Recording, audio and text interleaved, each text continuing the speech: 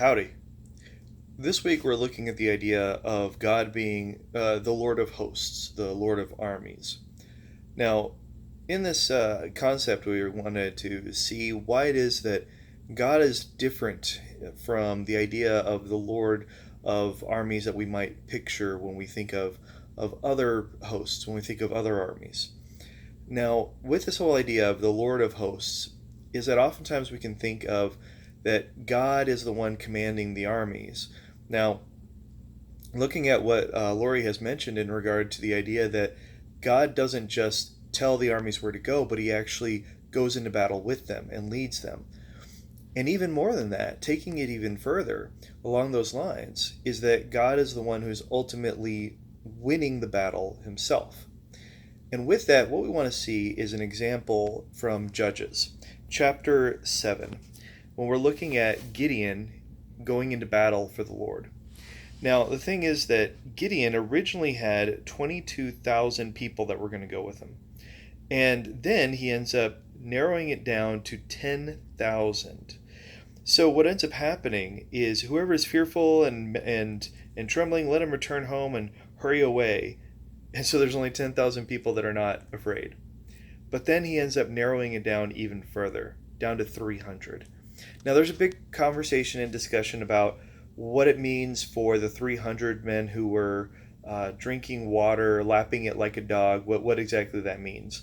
And there's discussion that maybe it was meant to focus on the idea that they were uncivilized or uncouth in some way, and therefore God was using the basis of people to demonstrate that he is truly Lord over all.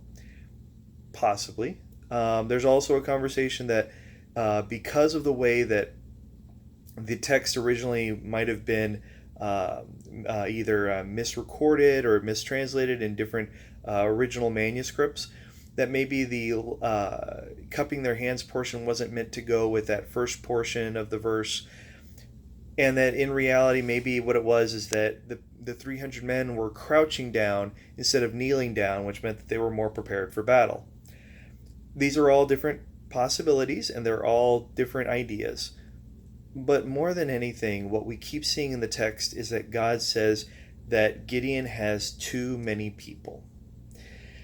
The thing is that God wants to demonstrate that he's the one who's truly in control, and he's the one who is going to truly bring about the victory. The problem is that we keep losing sight of what this means. See, oftentimes we're looking for people to side with us. We're looking for ways of getting the most people and the most power and the most determination in order to get through things what we want to get done. We have an agenda, we have a focus, we have a plan. And it doesn't matter what we have to do to make that plan work. It doesn't matter what we have to get done. It doesn't matter whether we have to betray anything that we feel inside. It doesn't matter if we have to do things that are underhanded or scheming. If we have to do what we have to do to get our agenda across, that's what we're going to do. And so we look for power, and we look for prestige, and we look for others who will follow us in that way.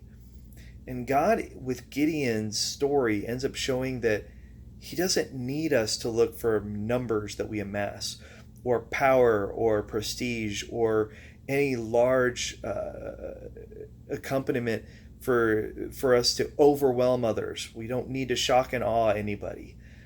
But rather that when God is the one who ends up winning the battle, he does it on his terms, in his ways. And so when we want to try to do something in God's name for his kingdom, it doesn't mean that we end up abandoning who he has made us to be to do that. We don't have to change the soul, the character of who we are in order to move forward with his purposes. The thing is that oftentimes we're just trying so hard to make a point. But God doesn't want to make a point. He wants to be the Lord, because that's who he is. So as we think about the battles that we're facing and the struggles that we have to overcome in our lives, it's not a matter of trying to get more people to agree with us or to stand by us, but rather is asking, what has God called me to do? And do I trust him to do it in his name?